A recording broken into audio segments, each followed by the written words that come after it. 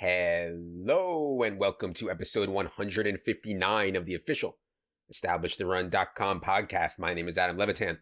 I'm one of the co-founders here at ETR, and today we have a very, very special guest. This is a guy who conquered the poker streets, conquered the YouTube streets, conquered the marketing streets, was trying to conquer the retirement streets until Daniel Negreanu inexplicably lost his mind and decided to give him action. It is, of course, Doug Polk, founder of UpswingPoker.com. Doug, thanks for being here. What's going on? Appreciate having me. I just wrapped up a highly publicized heads up poker challenge. For those of you that followed it or didn't follow it, I basically played a 25,000 hand match against well-known poker player Daniel Negreanu in one-on-one unlimited Texas Hold'em. Lots of money was wagered. The buy-ins were 40,000, and then obviously there were side bets and stuff as well. And I ended up walking away with $1.2 million after 3 months of intense grinding. So, it's nice to have finally finished that up. Do a bit of a victory lap here and talk about my experience. And thanks for having me on today. Yeah, I mean, you're underselling the whole lead up to it, though, and I want to get into the lead up to it in the beginning because there were so many lulls along the way. But anyways. People who don't know you, and honestly, I don't even know, like, is it true? I think the story is you got started playing actual micro stakes, like 1 cent, 2 cent on stars, not even that early. Like a lot of people who have this 1 cent, 2 cent story started on stars in like 2005 or 2006 or whatever. You're talking about 2009, 2010. Is that really how you started 1 cent, 2 cent on stars? I think your timeline's a little bit off there. Every dollar I have, I made from poker or taking poker money and investing it in other things. So my entire net worth is from poker. I started playing poker in, I want to say 2007 was roughly my start. And I started playing at the lowest of the low stakes, started playing at the 1 cent, 2 cent, deposited 10 or 20 bucks a few different times, and then ultimately managed to kind of run one of those up to, I guess, where I am today. So, you go big picture. It is kind of funny thinking back to being this broke 18-year-old college kid trying to scrape together some money to be able to have, a lunch at McDonald's versus, kind of where I'm at today, playing high stakes challenges with millions on the line. Definitely a one hell of a career. It's been a crazy one, and you never know where life's going to take you. Yeah, I mean, it seems almost unfathomable to go from 1 cent, 2 cent to this thing against Negreanu, but this was actually late. Like, you were at the top before this, and people probably, if they're not really into poker, they probably don't remember the challenge against Spensolski, but that was a while ago, and that was like at the top. I mean, it seems, I don't want to say easy, but it seems just like really fast to get to the top, and also to get to the top in heads up, no limit cash. So for people that don't know, tell them about your specialty, the challenge against Sauce, and kind of getting to the top there.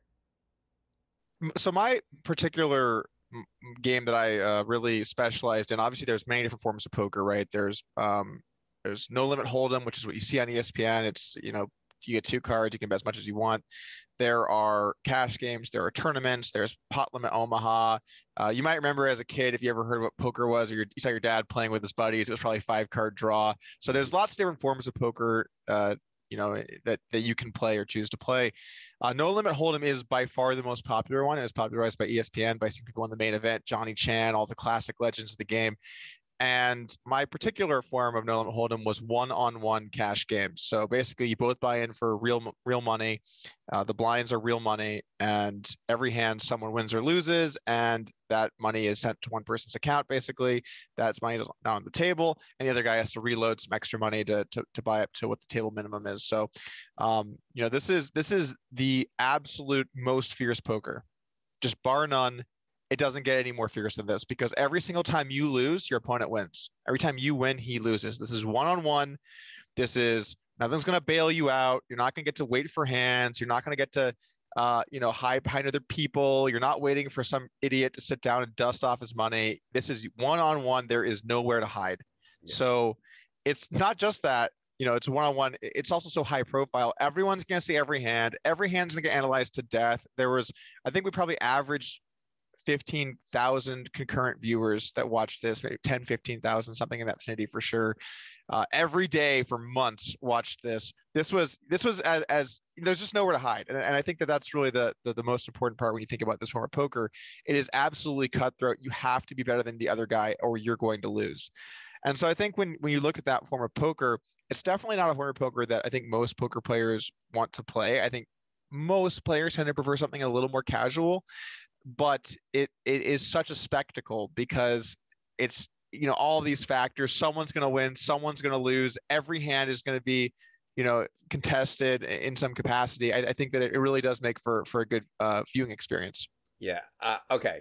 So it's enough background. I got to get to this Negreanu thing because I really enjoyed, forget about the challenge. Before the challenge, I enjoyed what seemed like actual hatred you guys had for each other for, I don't know, 3 years running. I enjoyed the billboard. If you guys that don't know, in Vegas, Doug put up a billboard, and I'll get to why in a second. Doug comes in with a t-shirt. I mean, a massive troll jobs on Negreanu. And, you know, he was, I don't want to say good sport about it. He was kind of thin-skinned about it, but like the makings of a good heads-up match isn't you against Sauce, you know, two guys who are very capable and like each other or whatever. The makings of a good heads-up match is like, you know, Dentali versus Kate Hall or Doug versus Negreanu, like actual hatred. And so you said you were retiring like a year ago or so. You said you were done with poker. You didn't enjoy playing anymore. You didn't enjoy the grind, but kind of the beef with Negreanu kind of continued. And I don't want to bore people who already know the backstory here, but basically Negreanu did a lot of things, said a lot of things that didn't appear to be on the side of the player, right? Like he was the face of Poker Stars.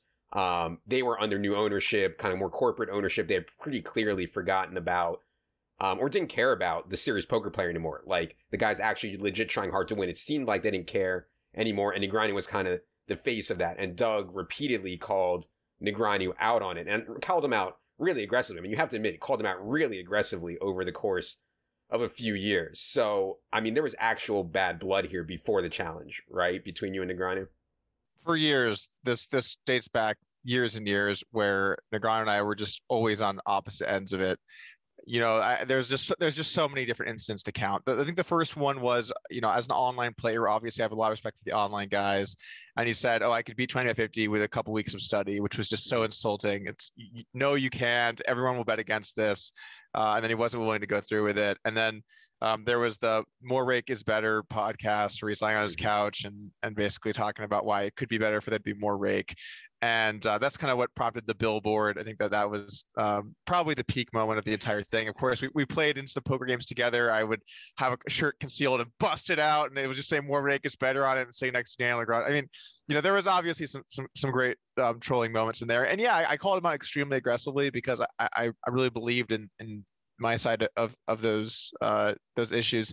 I've said this before, but basically I think that some of the personal attacks I probably went a little too far with and weren't in the best of spirits. But you know, I really believed in my side of the arguments because I wasn't getting paid. No one's paying me to go out there and stick up for people, you know, and Negreanu was the paid guy protecting his companies.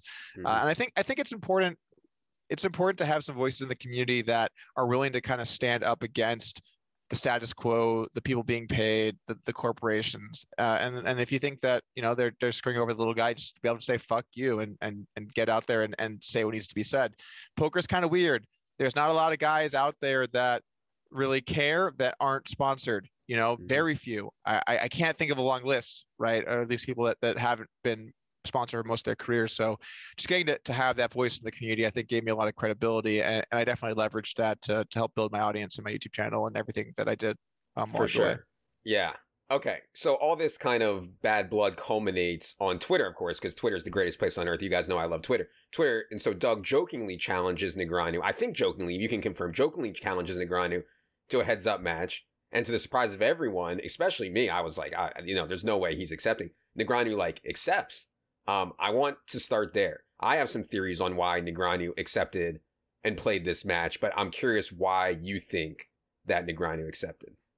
Well, it wasn't a joke. I was seriously challenging Negreanu to play, but knowing he would say no. Mm-hmm. So it was serious, and I did it. I went through with it when he accepted.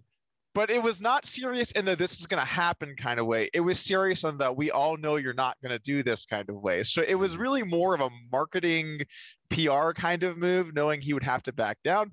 And in the back of my head, if he said yes, I'm thinking, of course, that would be great, but that's not going to happen. So, you know, it was weird when he actually did say yes. I wasn't expecting that at all. It was a shock. As to why he did it, Well, he said publicly that he wanted to help promote his new site that he's a part of, GG Poker. He wanted to help get eyeballs there, have a big event. Obviously, this is one of, if not the most watched poker events of all time. So getting that onto their software would have been huge for them. But ultimately, that wasn't even possible because we're in America, COVID's going on. Obviously, we had to play on a legal US site, so we weren't even able to do that. But my theory is that I think that a couple things kind of all lined up. A few things all sort of lined up. I think first off, he wanted to help promote his site. Second off, I would not be surprised if they paid him in some capacity to do this. I don't know how much. I have no info. I don't know, but I would be kind of shocked if they didn't foot some of the bill. And then I also think that he gets to be in the limelight, which I think is important for Negreanu. He tries to pick events that get a lot of coverage to help build his brand, build his name. And then I also think that he had a team of people that he really believed in for whatever reason. We're going to be able to take him to the level he needed to be competitive in this. So I kind of think all of those things sort of lined up for him. I don't know the specifics as to which one might have been a bigger reason, but that's my best guess. Okay, I have a theory that you didn't mention. So I think this was actually a win-win for him, right? This is your best game. This is your specialty, not just online, like Negreanu has had all or most of his success live, but also no limit hold'em, also heads up. So if he loses, as he did, well, that's expected, right? Like it doesn't really damage his reputation.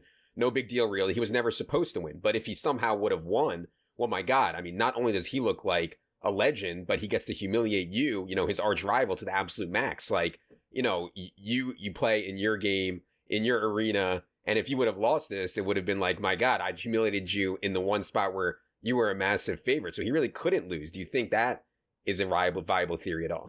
I'm sure when he was running the best scenarios here, that crossed his mind. And I think for me, I really had my reputation staked on this. If after everything went down, I lost in this game, in this format, I think that it would have been a really tough pill to swallow. And I think that a lot of people, I would have lost a lot of my credibility, I think, had I lost this. So I just sort of use that as fuel to fire me up and study even harder and really prep for my A game to try and make sure that I do my best I possibly can to win this. But, while I get that argument, it's not, you lose a lot of money for losing. You lose whatever you lose in the game, which could easily go 7 figures, and it did.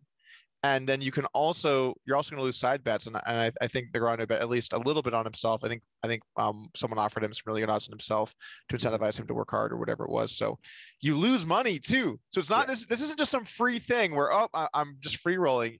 You have to put up a lot of money to do this.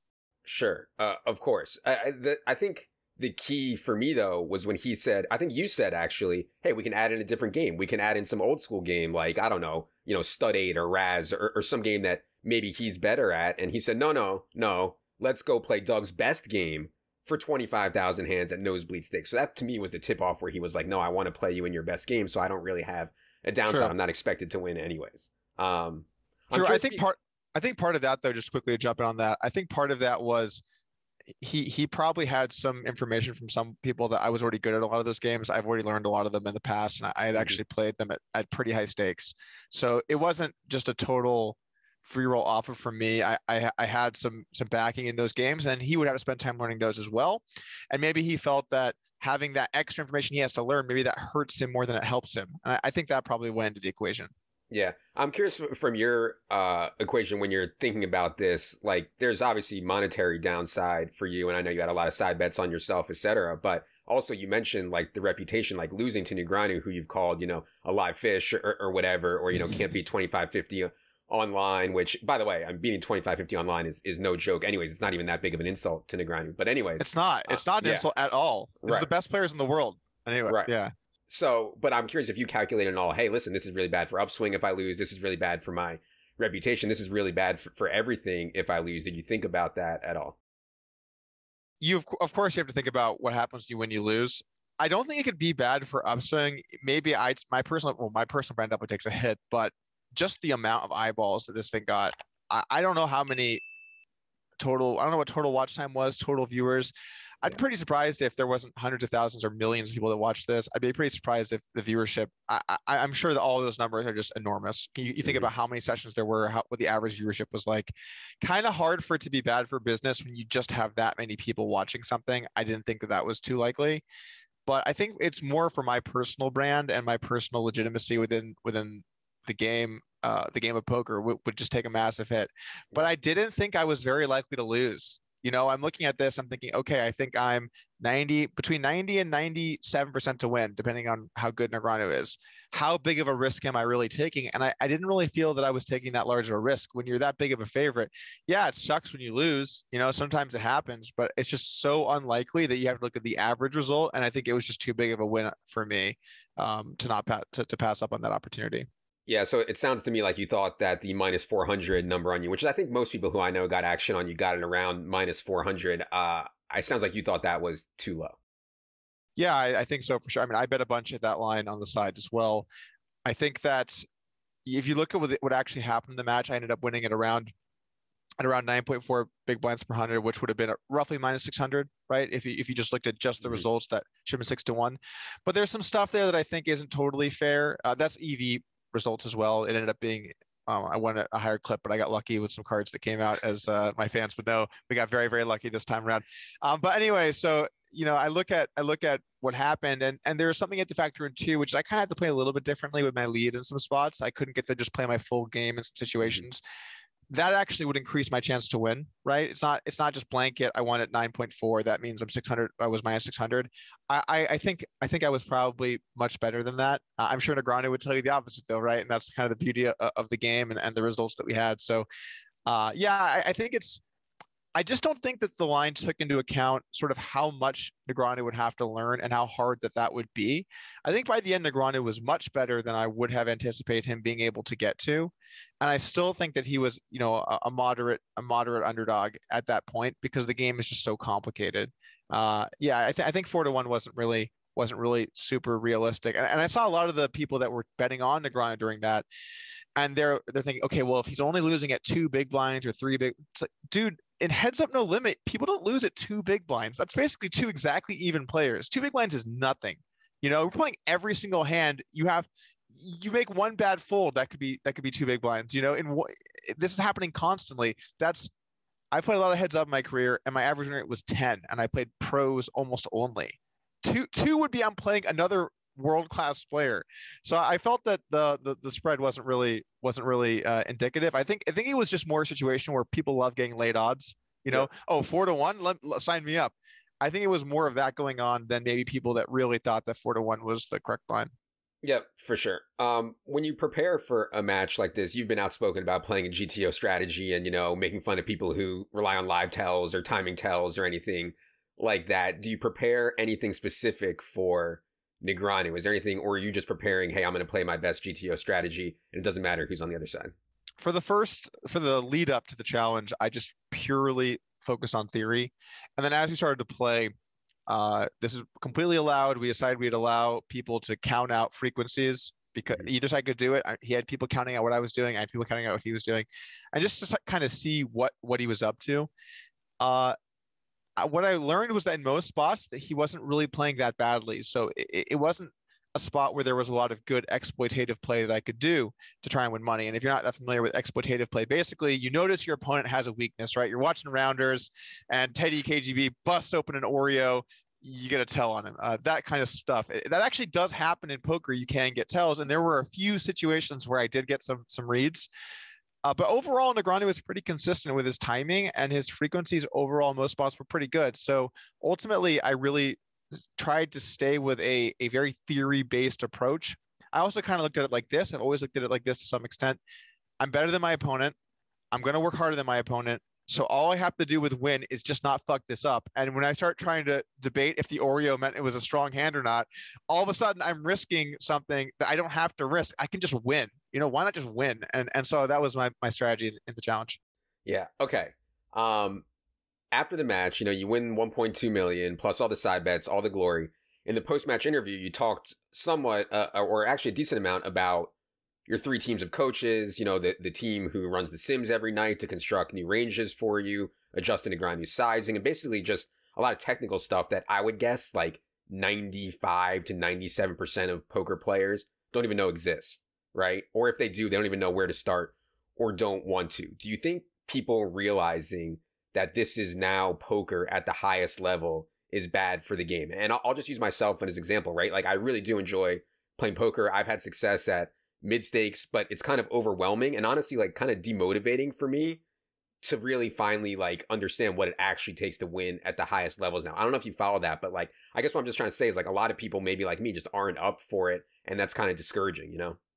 Definitely. What's happening to poker is not good for poker. There's no way to sugarcoat this. I'm not out here to just tell you it's going to be okay and give you a pat in the back. It's not. You know, the computers are going to solve this. It's a strategy game.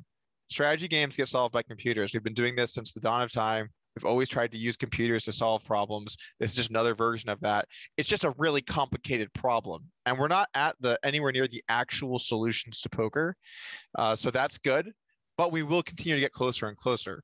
That's not good. The reality is that poker is extremely complicated, and computers can play in a way that humans could ever dream of. But the good news is that humans still have to execute that strategy, and humans are just lazy and bad at things. So, you know, on one hand, yes, this is bleak. And you do need to use training resources to try and play the top level. You know, training resources like upswingpoker.com, my training site. We do a great job of implementing and showing you some of these different tools that you can use to try and improve your game and play at that level. But the point is, if you're not trying to use everything at your everything available to you to learn and play better poker, then no, you're not going to compete. And I think a lot of people, when I saw people get upset, oh, seeing what Doug was doing to train. Well, you know what? Negreanu was doing a lot of the same shit. This wasn't just Joe Schmo down the street decided to show up at the South Point Casino and place a $1, $2, and oh wow, Doug and his team of robots were there. You know, this is the Super Bowl of poker in a way. This is the top. This is the big match. This is the big game. You think that Tom Brady had someone, you know, optimizing his lunch for the Super Bowl? Of course he did. You think he had someone doing optimizing what the Bucks were doing? What's optimal football? What plays had the highest average yard? You think that all these people weren't there supporting them and doing that? Of course they were. This is the game at its highest level. When a game gets played at its highest level, you're going to have people everywhere preparing for everything because that's what it takes to play at that level. So yeah, is it good for poker? No, it's not. This is the natural progression of games, but you can't compare the Super Bowl to I played flag football at the park. You know, they're just not the same things. Sure. Well, and I think sometimes people get caught up in, well, Doug does all this to win. I do too. Listen, if you want to go play 2-5 or 5-10 at the local casino, you don't need to be doing what Doug does, I don't think, to beat the game. Maybe if you want to beat the game for the highest rate, maybe you do, but you can still beat the game, I think, with some exploitative or just some like baseline knowledge. We're talking about playing at really, really high level, really, really high stakes, I think is different.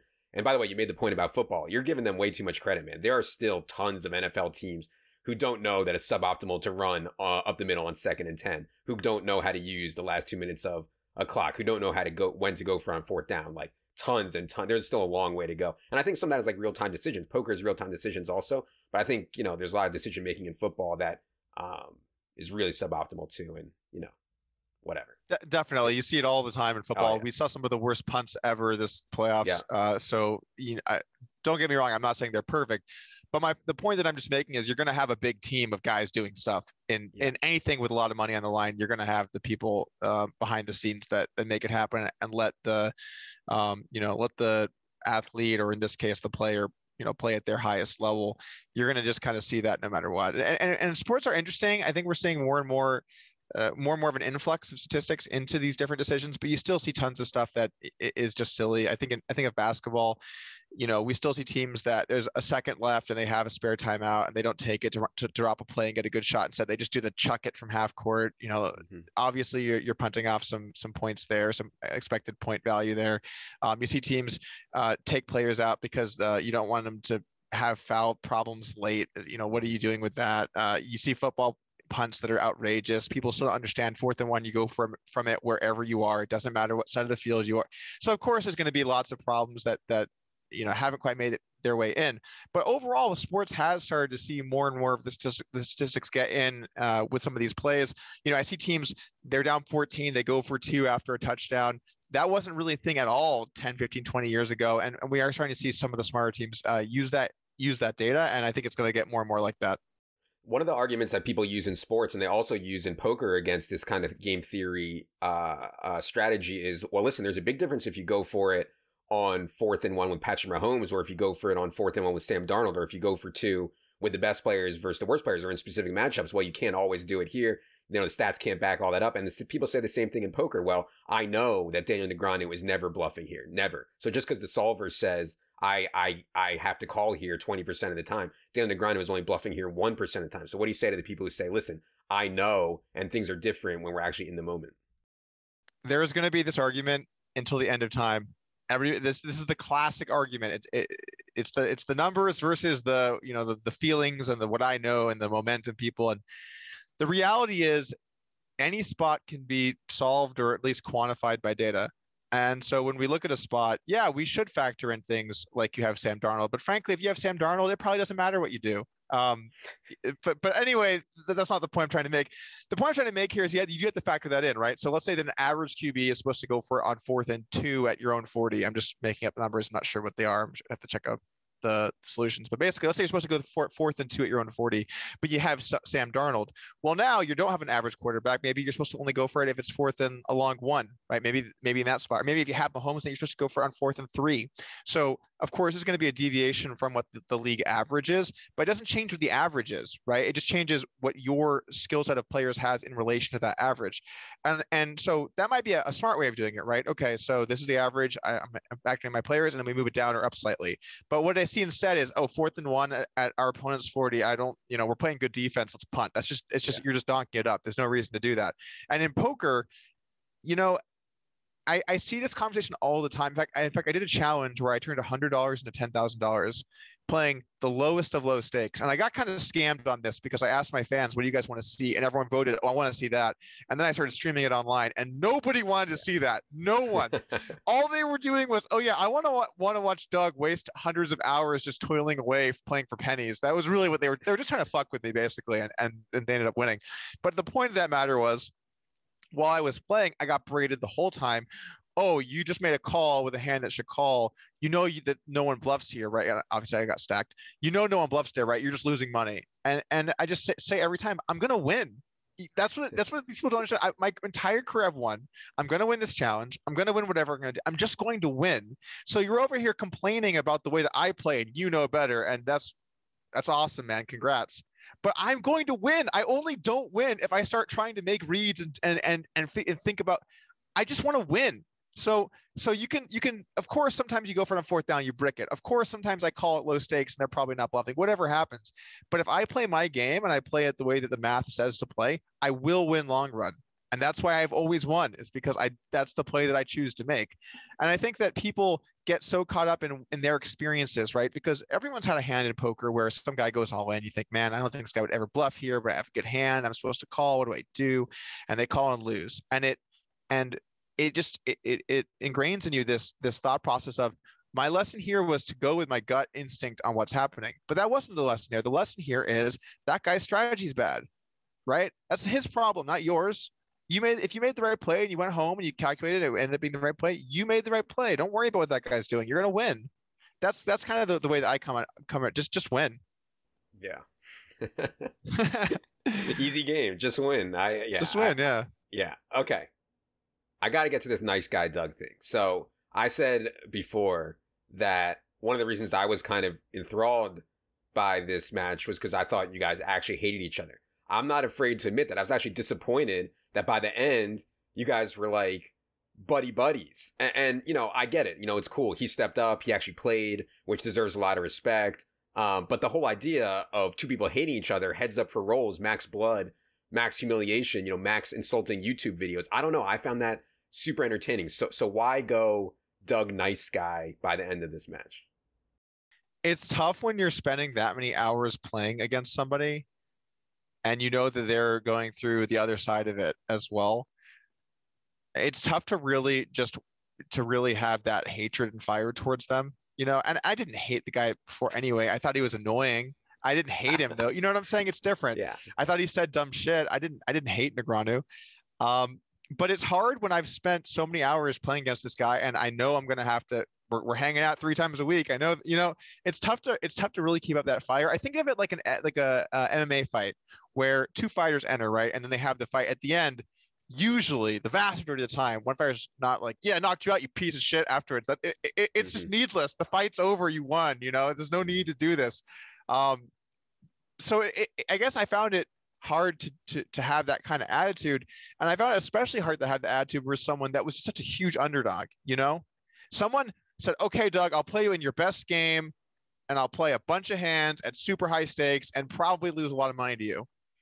I can't be, yeah, bitch, afterward. It just doesn't make sense, you know? It doesn't, you know, you kind of see what I'm saying? It's not that we were super evenly matched. This would be like McGregor comes in and fights Mayweather, and then Mayweather at the end starts insulting McGregor. It's this guy wasn't even a fighter in this game, you know? What are you doing? So yeah, there was a bit of that. And then there was also the first session we played was in person. So we both went to the casino, got COVID tested, and hung out and played. And I just, am I really going to just stare at it's just so much. It's just so awkward to keep that intensity up, I think, for the whole thing, especially when you don't even hate the guy to begin with. I know people were disappointed. I saw that in a lot of the comments. Where's the feud part of the feud? You know, everyone's getting upset. But the reality is, it's just we both had so much on the line that I wasn't there to fuck around. If I lost, I would have lost a lot of money, and I had to take that seriously and really make sure that I did my best to win. Yeah. We got a question from Ryan. He said, did Doug have to sign an NDA that in exchange for the 7 figures in equity he received, he'll now stop being mean to Daniel on public forums? So you can say right now, did you sign anything that you're no longer allowed to be mean to Daniel on public forums? There was no NDA that I was not allowed, that I'm not allowed to be mean to Negreanu. I'm sure that if I really felt Negreanu was over the line, I would say that publicly. But it changed my perspective, man. Sure. It changes your perspective when someone agrees to do this and go through with it and clearly take the worst of it. I have a newfound respect for Negreanu in that regard. Okay, I actually think the worst thing that he's done, way worse than, you know, more rake is better or fuck the pros. Actually, you know, people can hate me or whatever. I kind of got what he was trying to say with that stuff, and other people have said, the same thing. But anyways, that's irrelevant. I thought the worst thing that he did was this whole lucky thing. I mean, in the middle of a match, to take the time to go on YouTube and create like 45-minute videos about all the times he didn't make a flush or you made a flush. I mean, that was insane for me. That actually tilted me, right? Like, I mean, this dude's been in poker for, you know, what, 20 plus years. He has to understand that all in EV is not the only way to evaluate how you're running. And like, he had to understand the whole point of 25,000 hands is to eliminate the ability to bitch about luck, you know, especially in a game like Heads Up. I mean, my God, I thought that was way worse than anything he ever did with the rake or the fuck the pro stuff, this whining about luck. And I know you made a big joke about it, but I was actually tilted about it. Were you shocked that he went down this I'm so unlucky path? Well, I wasn't shocked. I would say that it was a little bit surprising. But okay, so just think about it from a bigger picture view, right? The guy's never played Heads Up, and he's never had to play so many bad hands all over the place. And Heads Up, you have to play a lot of terrible hands, and by the river, you have nothing a lot. You know, he obviously made a comment in one of the post games where he said he kept ending up with his dick in his hand, you know, and he said that over and over again. And yeah, in Heads Up, you end up with your dick in your hand a lot at the end because you have to play a lot of really shitty hands, and shitty hands usually don't make big hands. That's why they're bad, right? That's why in a game with lots of players, you get to fold those hands. But in Heads Up, if you fold them, your opponent wins. And I think in a lot of spots where we both had really bad hands, I tended to win. I think I got the better of him there for sure when we both had bad hands. So when your opponent's aggressive and kind of running you over and attacking you a lot of spots, it's going to feel like, oh, I don't have it again. Yeah, guess what? 'Cause I'm attacking you a lot. It's going to feel like that. Mm-hmm. So I think that part of the way that he felt he ran was that. I don't know all his cards. We're going to get all the hands from the site. I'm super excited for this, actually. I'm going to get to run through and see all of my stats.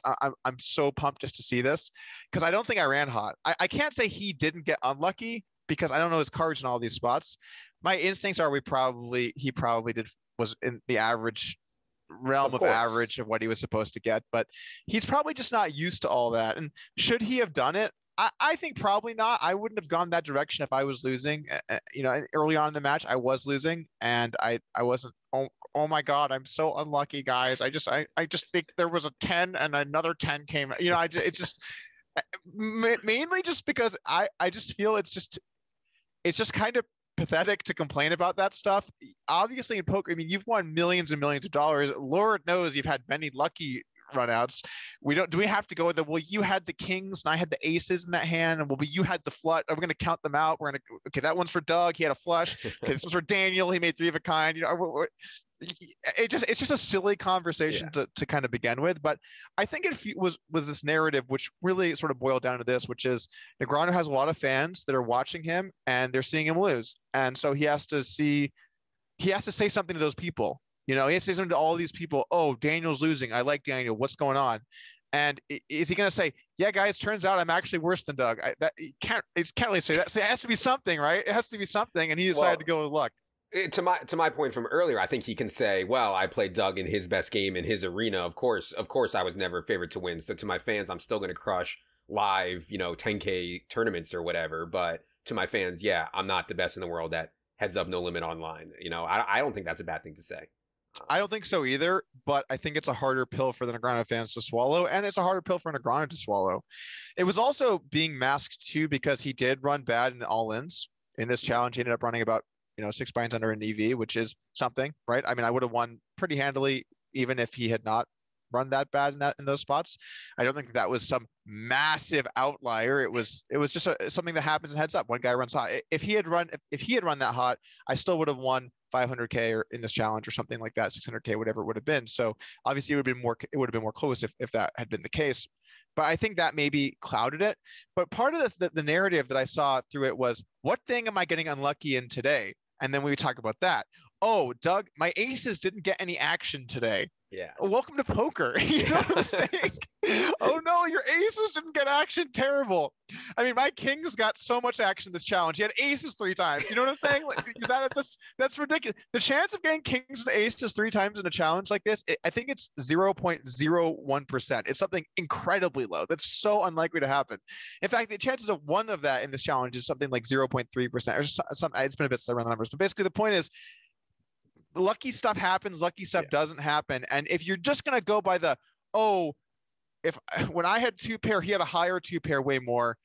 If that's the criteria for what's lucky, then anyone is unlucky every time, because we could pick whatever one guy did. Anytime one guy made a hand, one guy didn't, that was luck. And that is luck. That's poker. It's just a silly conversation, I think. I just couldn't believe that he went there. And I encourage people on here all the time with DFS to hey man, you play a guy and he snaps his leg in the first half. I'm not going to go out there and bitch about it. It's all in the game. When we signed up to play, that's all in the game.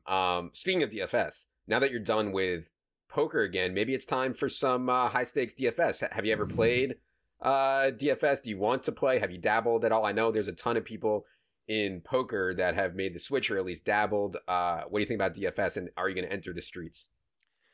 I don't really see it going that direction.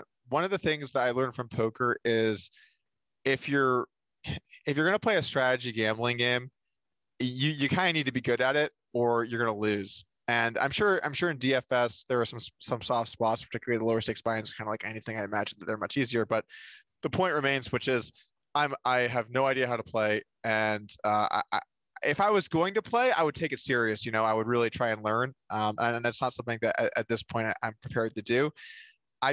Fantasy sports is also kind of weird for me because I really love sports. So you think, well, Doug, why wouldn't you bet? But I love rooting for teams, and DFS makes that weird because now I'm rooting for players, and I don't love that sweat as much as I love the sweat of, one of my buddies, hey, let's flip for sides in this game, and then we flip for sides for however much money, and then I get to sweat the team I'm rooting for. Now I have DFS stuff, and that interferes with those sweats. And Dan Smith tweeted this the other day. I'm not sure if you guys know Dan Smith is or not, but he tweeted, remember on the Super Bowl, guys, keep your sweats clean. And I think that's really important. Have some sweats, but keep them clean. So, and I'm sure everyone fires in the Super Bowl, right? So you're going to have some conflicting stuff. But the point is, I like having good, clean sweats where I root for a team. And I always felt like DFS would interfere with that. Yeah, it will. But, God, it's just so much better. Anyways, that's just my opinion. Okay. Want to ask you about YouTube. I think hardcore people knew you from poker already, but reaching this kind of mass audience that you did, and this is just from the outside, me looking in, a lot of it's been through YouTube. Was this a conscious thing? I want to be a YouTube star, or was it more, I want Upswing to reach as many people as possible? I guess I'll put a ton of work into this YouTube thing. How did the whole YouTube star thing come about? About 4 or 5 years ago, I was starting a poker training site, and I was trying with a couple guys, and we looked around and said, okay, well, someone's going to kind of have to be the face. And I was, oh, that's going to have to be me. I looked at the other people.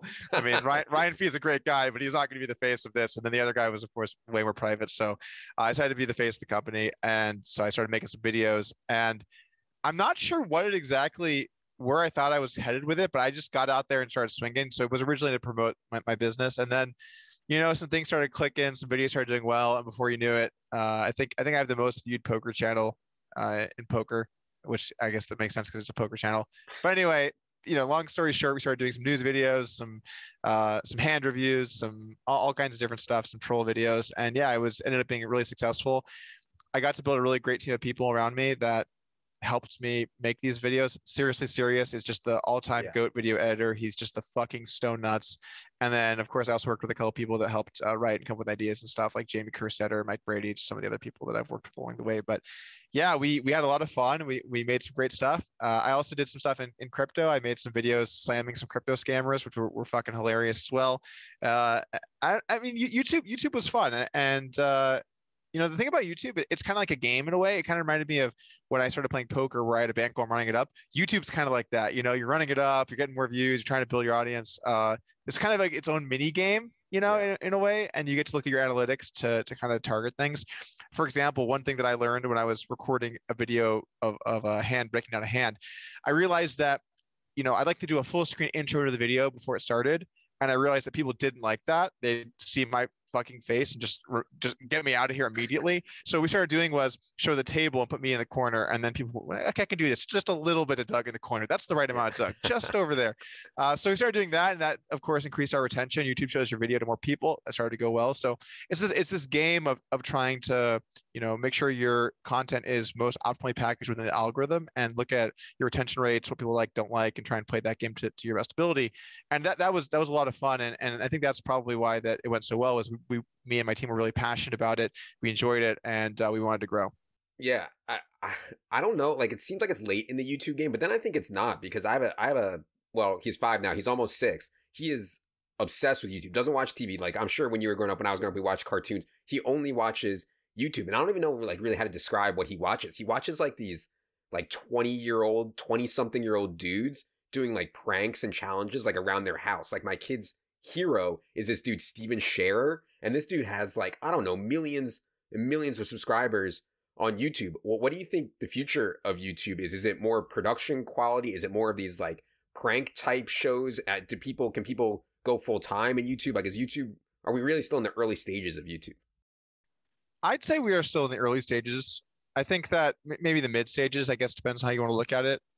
The bottom line is that cable TV is going to slowly get crushed. It's already been just hammered in the last 5, 10, 15 years, and it's going to continue to go that trajectory.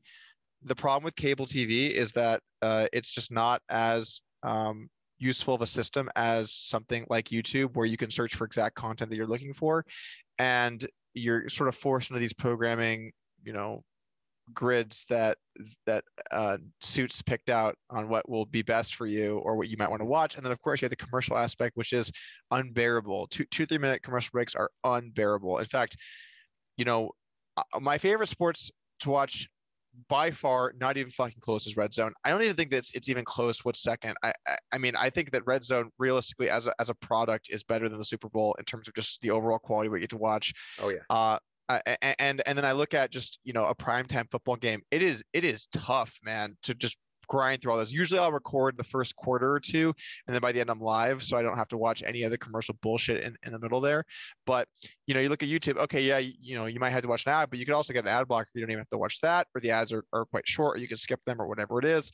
And then when you're done, you can find something else. So I look at that user experience and think, well, where are things headed? Are they headed towards users getting more control over their content or less? And I think the answer is pretty obviously more. Oh, yeah. So, I think from that perspective, we're going to see platforms like YouTube continue to grow. I think we're going to see streaming platforms grow for a lot of the same reasons. You get that same flexibility, those same options. But, I think with YouTube, if you look at an overall age breakdown, it's overwhelmingly young people. And I think we haven't really gotten to see yet, well, what happens when all of these really young people are watching YouTube growing up? What's their viewing habit? What are their viewing habits like as adults? And my hunch would be that a lot of them will still want to use YouTube or will be familiar with YouTube. because of that, we might really see a world that's even more YouTube centric in terms of viewership. And I would not be surprised to see there be some channels that can really capitalize on this younger generation of viewers as they get older. I think a lot of the types of videos you're talking about are pretty fucking weird, to be honest. You know, if I was a 24-year-old guy dressing up like Spider-Man and dancing around the house, trying to get 5-year-olds to watch me, I'd feel a little bit bad about myself, but you know, to each their own. But you know, what will those people be like in 10, 15 years when they're all of a sudden young adults? What will they be watching? Will be on YouTube? I'm tempted to say yes. And so I think that YouTube still has a lot of opportunity for people moving forward. Yeah, I let my kid stay up late to watch Super Bowl. I mean, he could not make it through the commercials. He was like, what's going on here? He's never seen a commercial before. He only watches Netflix and YouTube. He's literally never seen a commercial before. This is some first world problems right here. Yeah, it's insane. Make it through a commercial break. All right. Last thing before we get to the listener questions, I got to ask you about politics. I don't know, man. It's an arena that doesn't really appeal to me at all, as the system just seems so broken and there are so many dolts. And even if you get in there, it's really, really, really hard to affect change for a lot of reasons. But maybe I'm just a negative Nancy. It's felt to me over the last couple of years like maybe you wanted to dip your toes into the politics game. Is that a bad read? No, I think you got a good read. I think that's a fairly sharp read, including all the bits about there being dolts in there. You know, earlier last year, our mayor went on whatever networks, or not my mayor, actually, the Las Vegas mayor, actually live in Henderson, but it's part of the Valley basically, and said some just outrageous stuff. And so I started a recall effort to get her recalled.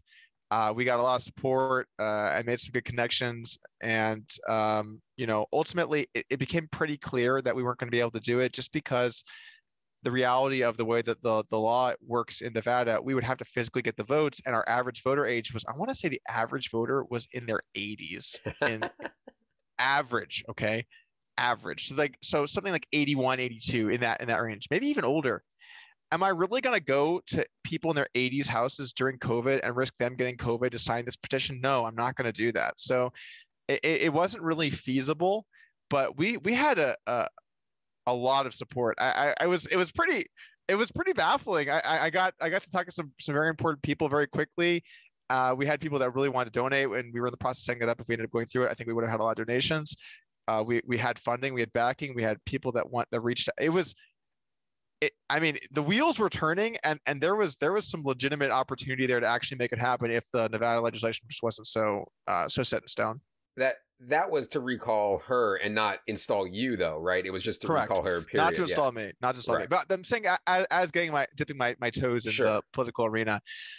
You know, I'm also, I understand being jaded, because you should be jaded, and the vast majority of politicians they're just horrible. They're stone dolts. It's more a battle of who doesn't do the wrong things. It's more a battle of who can just raise the most money and you know, basically who gets in all the right doorways, you know, and builds the connections that they need to succeed. I do see a lot of opportunity just to have someone out there being vocal and trying to implement laws that make sense.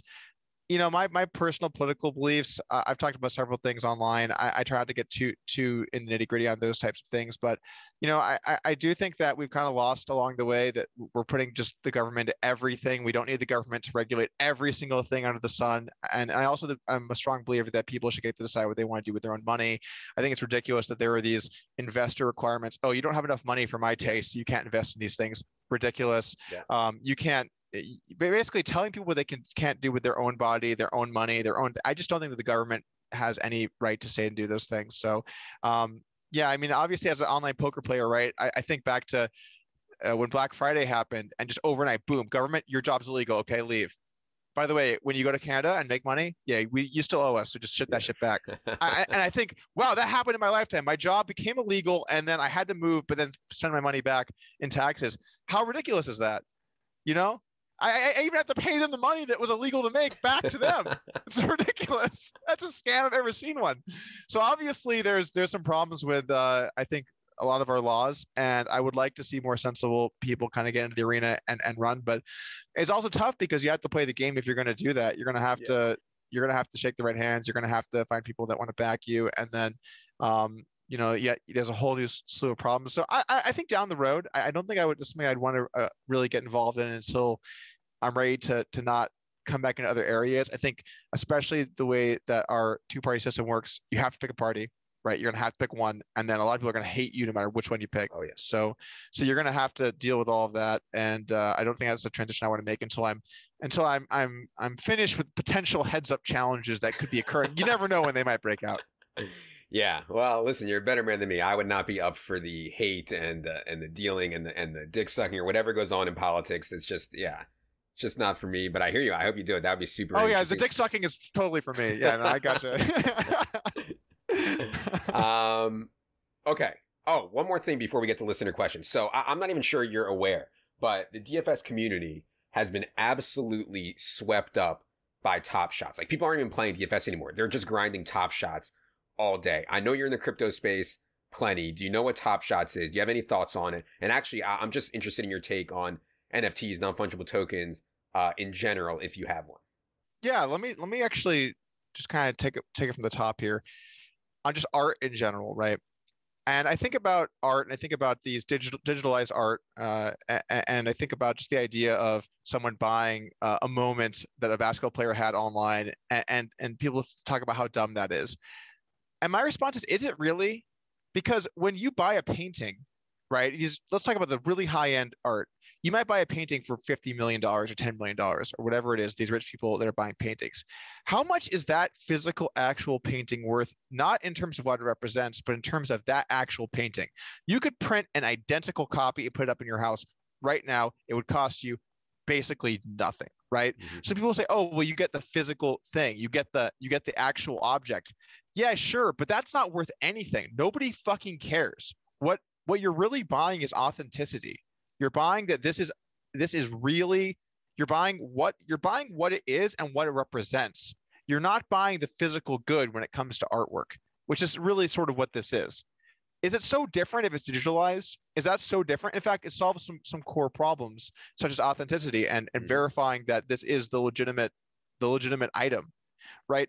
It doesn't matter. These things are both almost worthless without, in just isolation, they're worthless. But what about what it represents and the value associated with that? That's what gives it its value. So I don't think this is really that different from physical artwork. If you want to call this silly, then I think artwork is, it's all kind of silly. I think that's pretty fair to say, but no more silly than someone buying a really expensive painting from some painter that they like, in my opinion. Yeah. I mean, there's a lot of benefits to it. And I've been stubborn, probably too stubborn in my life about not seeing the future, clear enough. And even if you don't understand, and this is something Bales has talked about a lot, even if you don't understand it, that doesn't mean that it's not coming. And so even if I don't understand exactly Top Shots or Punks or Crypto Kitties or whatever, doesn't mean that it's not coming. I think there's been some criticism of crypto in general, and specifically some of the NFT stuff, that it's a Ponzi, right? And I get why it looks like a Ponzi, because the early adopters look like they're shills, right? They're like, we bought it early, we're an early adopter. And you could say the same thing about Bitcoin. I know you and the whole crew were early on Bitcoin, and you guys talked about it a ton, and it looks like you're just trying to pump up the price, even if you just believe in it in some way. And I think Bitcoin obviously has way more tangible use than, say, some of these NFTs. Do you feel like responding to people who say all this stuff is just a Ponzi and the early adopters are just trying to pump the price by publicizing it? Sure. I think when you look at the definition of a Ponzi, and then you look at, investing in something that's a speculative market, the difference is really the value of the underlying asset. Does the underlying asset have value? And if the answer is no, then it's a Ponzi. Now, that doesn't mean, do you personally like the underlying value? Do you like it? Is it valuable to you? That's not what it is. The question is, does the underlying asset have value? And in these markets, the answer is yes. They're highly speculative, but there is demand. People want them. People want the authenticity of it. So there is, of course, value in the underlying asset. And then it starts to become, well, should there be? Well, you don't get to decide that. You don't get to decide all high and mighty. Well, I don't think that these are reasonable. Okay, then don't buy them, but that doesn't mean that they're not going to have value. You might think that artwork, paintings don't have value. You might think that music, you might think any of these things, but that doesn't mean they don't. You don't get to just decide for other people what does and doesn't have value. So I do think that the underlying asset has value in this case, and that's the difference in it being a Ponzi or not. And I think, will they be this price for forever? Obviously, we're seeing a huge crypto run up lately.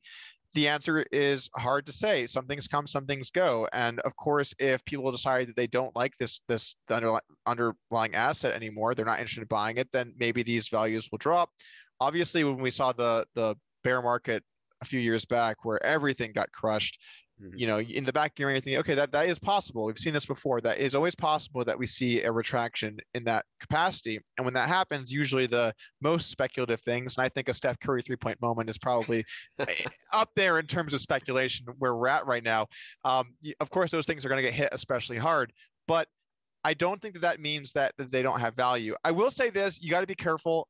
I'm not out here shilling for these things. I'm not telling you they're going to go up in value. These things could get wrecked. They could lose most, if not all, of their value, but that doesn't mean that they don't have value, and that doesn't mean that it's a Ponzi, and there's a pretty clear difference there.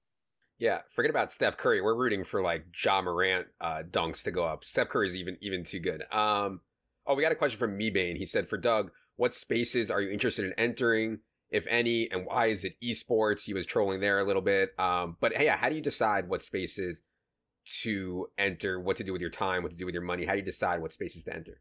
So over the last year, I've actually been playing CSGO, Counter-Strike Global Offensive, at a pretty high level.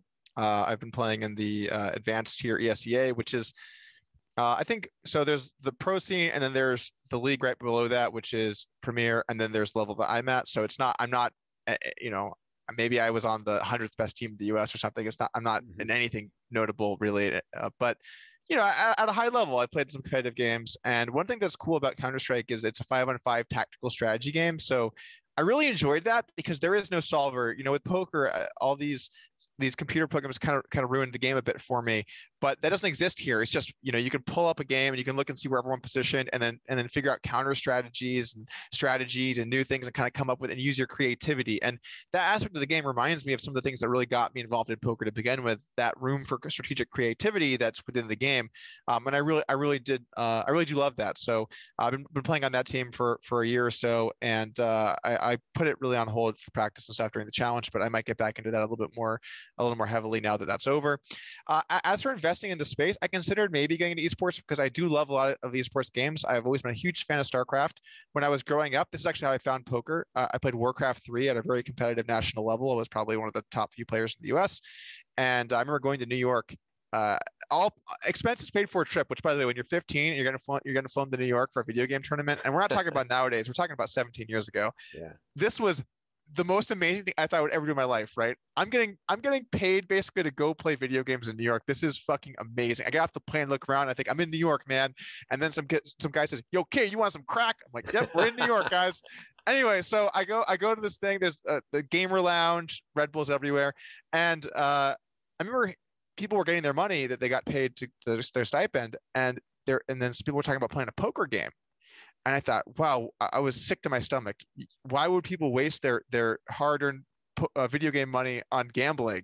And then someone explained, no, you're not playing the house, you're playing other people. And I was hooked, right? So, esports is my background, right? That's where I came from. In fact, my online screen name is WCG Rider. It stands for video game tournament. So I've always loved video games.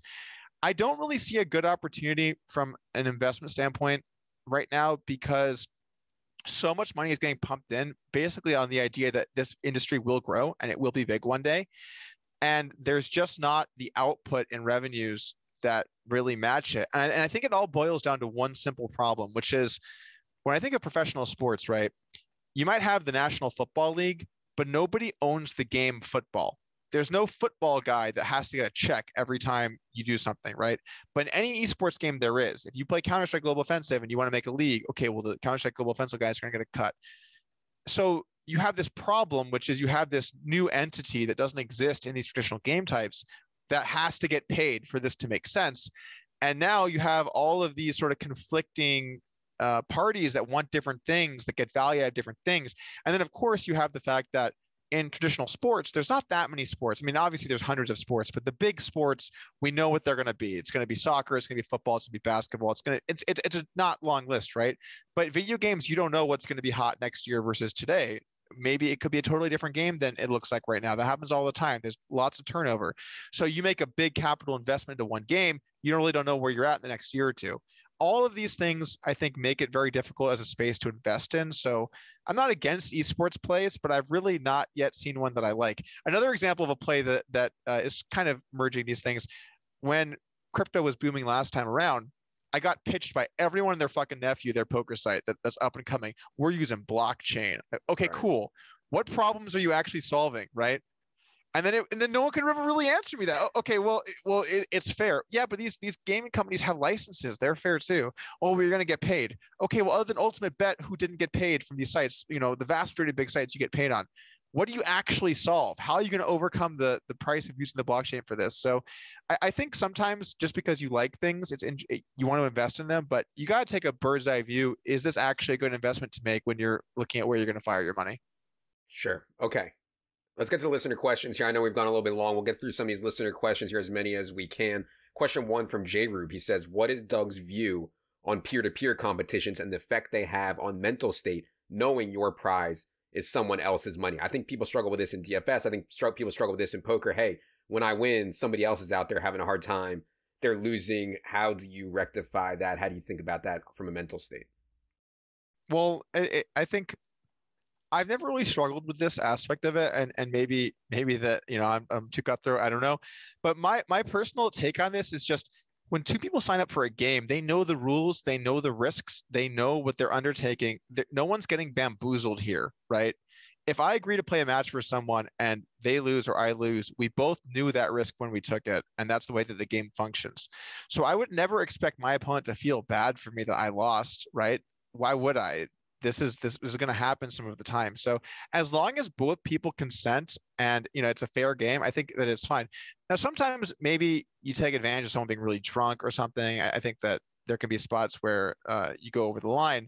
But I also think in the world of gambling, you need to be really careful with the way that you conduct yourself. And if, you know, you're getting wasted and just blasting off on dumb gambling things, then yeah, that get really expensive, and that's kind of on you, you know? It's not your job to it's not the other guy's job to police your betting and stuff. So I think that the main takeaway here is just, as long as both parties consent and know the risk that they're undertaking and what the stakes are, what the game is, and it's fair, then you should never feel bad about winning that money.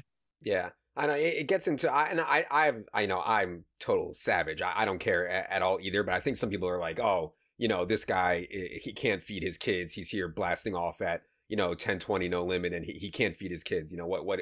Then you start to feel bad. But I know I think the vast majority of people, like Doug said, have their eyes open. I feel bad for the kids. I'm not saying that. Sure, you know, of course. But that's, again, not your problem as an adult that agreed to do this. You know. Yeah, of course. Okay, it's not your issue.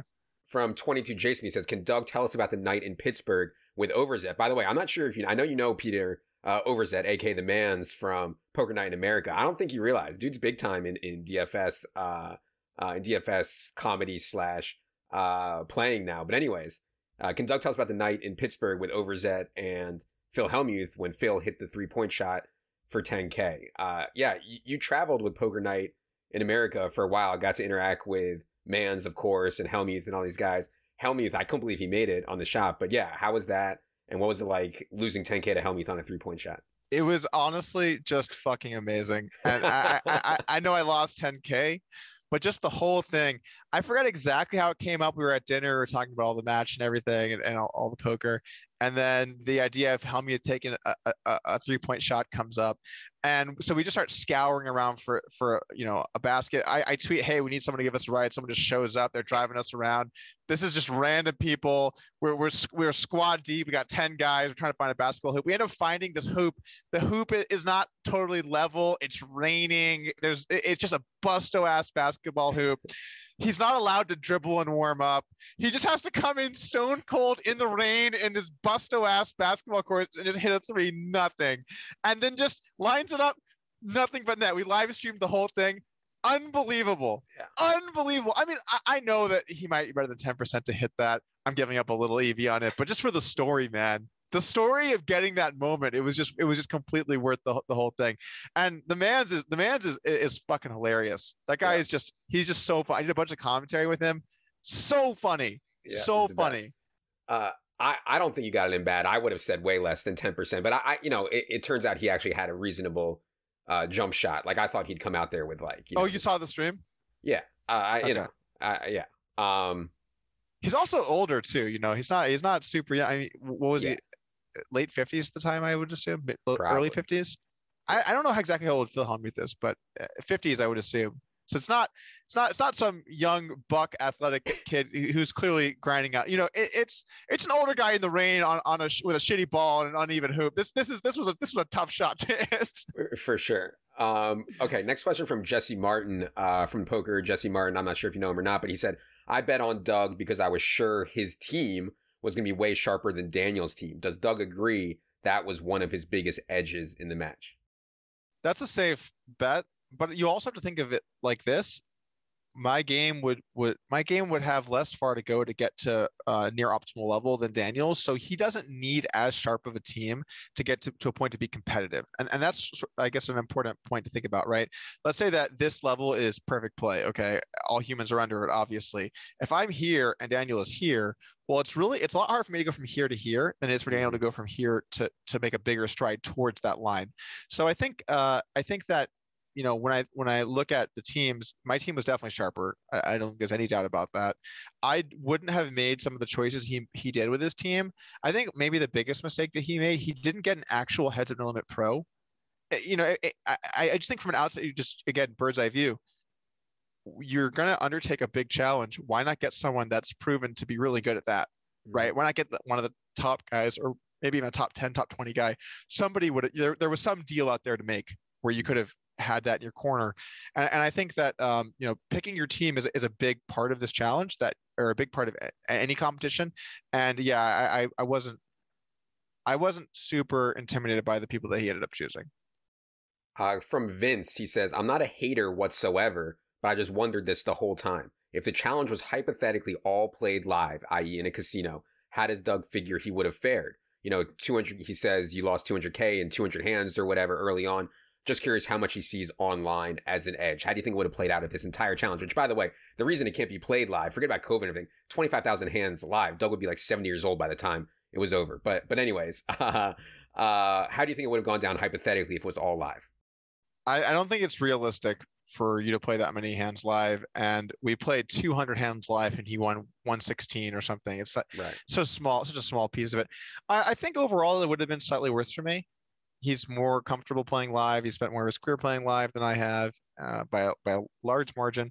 But still, it would have been a situation where I would have had quite the edge, right? We're talking about heads up, no limit. The game hasn't changed, and people talk about the teams I had and ranges and notes and stuff. But what about the team he had and ranges and notes he had? He can't use that stuff either. So I think if we had played this live without any of that stuff, I think that he would have still lost, but it would have been a closer match than it ended up being online. Yeah, to me, a lot of the times, I think when guys who are online specialists go live, I think it's not about the game. It's that they get bored. And like you start playing your B or your C game because you're like, God, I can't take this anymore. It's so fucking boring. Not that would happen to you, but yeah, I mean, I can definitely see that happening. And Daniel's played so much live, I'm sure he can just sit there for hours and just be like, totally fine.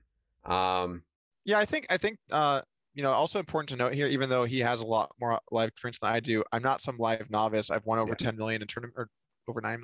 I've run around 10 million playing live tournaments. I have a good track record. I won 3 WSB bracelets. I have a good live track record. It's not that I've not been in those streets before, but sure. It would have leveled the playing field for sure in terms of experience.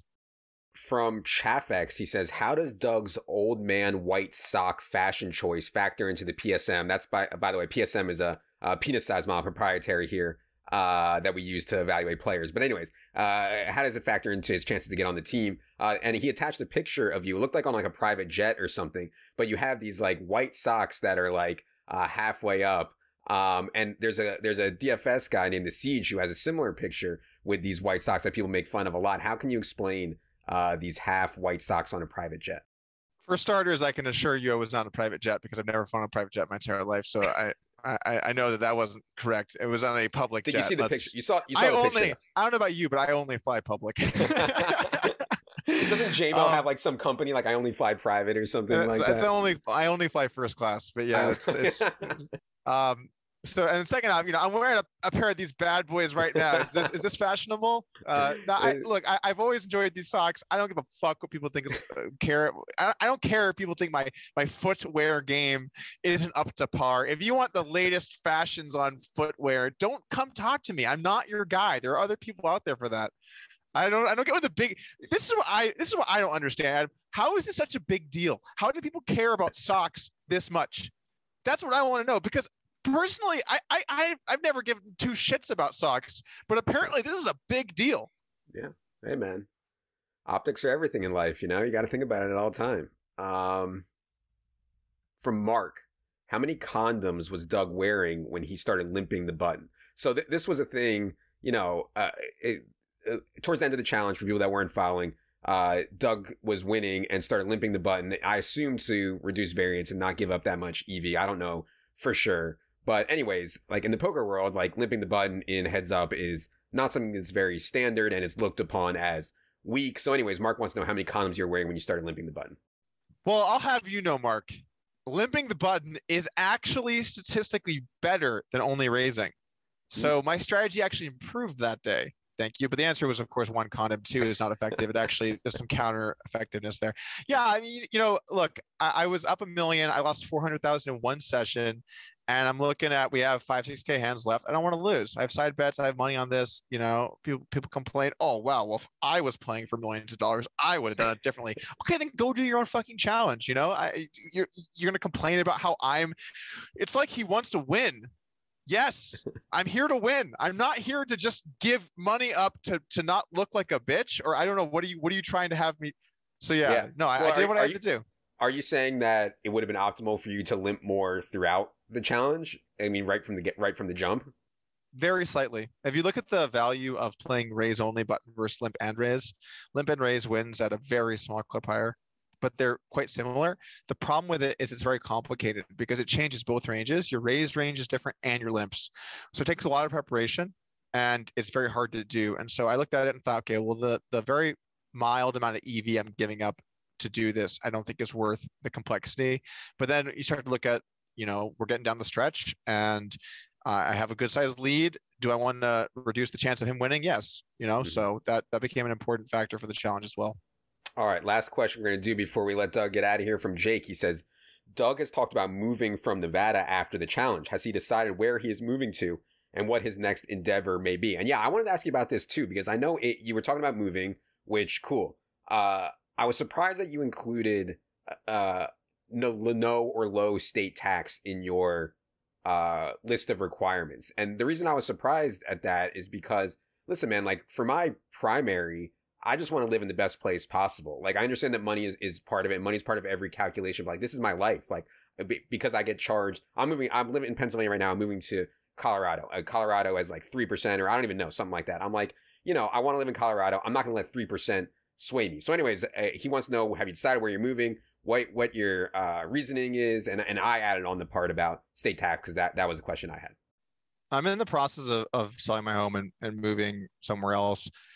When I think about Las Vegas, it's been a lot of fun. I've had I've had the best years of my life here, lots of great times, but I don't play poker anymore. I'm on a super normal sleep schedule. I don't need to eat in the middle of the night. I'm not hitting the club. You know what I'm saying? There's no real need for me to be here. I want to live somewhere that's a little more reasonable for long term. If I start a family or whatever I decide to do next, I want to live somewhere that is more fitting for that. For the state income tax, well, it really depends on the state, right? Because some states are lower than others. But for example, California, which was my number one choice if there was no tax whatsoever, their top bracket is, I want to say 14%. Yeah, it's like 13.1. Yeah. I that's not 3%. That is 13.1%. That is a lot of tax. And I've been to California a bunch, and I think with just the traffic and just how expensive everything is, I don't think that it ended up being where I wanted to be anyway. But you throw that on top of it, it's just unbearable. Yeah. So the good thing about no state income tax is a lot of the best states to live in are no state income tax. I think Nevada, Texas, Florida, Washington, those are probably 4 of the top 6 or 7 states living in America. And so you don't have to pick somewhere that has state income tax. Most realistically, I'm thinking Texas. There's a lot of great cities there that you can choose from. Austin's a very happening place. I think there's some good spots in Dallas. maybe Houston, but probably not. But I think Dallas and Austin are my main choices right now. But I'm also not ruling out Florida. There's obviously some bigger states in Florida that could be reasonable. You do get a little bit of the you live in Florida thing, which of course is a drawback. But you have to consider all of the options when you're thinking about where you want to be. But I just don't think it's during some of the peak years of your life to earn money, paying extra tax. If I can avoid it, why not? If it's similar, if it's close. I think I looked at Nashville. There's some reasonable spots in Nashville. Not as great as Texas or Florida, but why not try and avoid it if possible? Yeah, I hear you. That's not really my calculation. We actually decided like 8 months ago to move, and we actually wanted to move to like the Miami area, and I didn't think about taxes at all. I just thought it was like the weather and just a great. And my wife was like, God, if we live in Miami, our house is going to be, I mean, she's like petrified of climate change. She's like, our house is going to be underwater in 10 years. So that got nixed. But I do think Florida is a great spot. I've spent a little bit of time in Austin. I thought it was awesome spot too. So yeah, you're right. There are some choices, but yeah, interesting for sure. You should come to Denver. It's only 3%. Come to Denver. It just gets too cold for me, man. I need to be somewhere warm. Actually, I have a condition. I'm allergic to the cold. If I go into cold, this is true. This is not, I'm not fucking around. If I go in the cold, I break out. So if I go in somewhere and it gets under freezing, my skin just breaks out bright red. So if I go somewhere, I actually went to Denver a couple of years ago. I had some business thing going on there, and I flipped to Denver, and it was just freezing, man. It was 15, 20 degrees, and then it was windy, and my face just getting hammered, and my entire face is breaking out red. I can't do that. No. Also, I get really sweaty and it would layer up, and I'm just drenched in my own sweat. That's not a good look. I mean, I wear a tank top for almost everything that I do. I started to get all dressed up for the podcast today. I wore a t-shirt.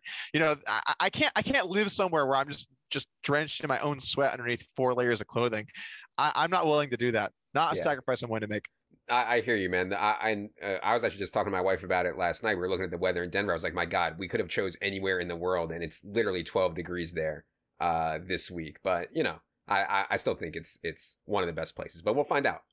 Okay. Anyways, gone long enough here. Doug, thanks so much for your time. This was awesome. Appreciate it. Tell the people where they can find you, where they can go to Upswing, whatever you want to let them know.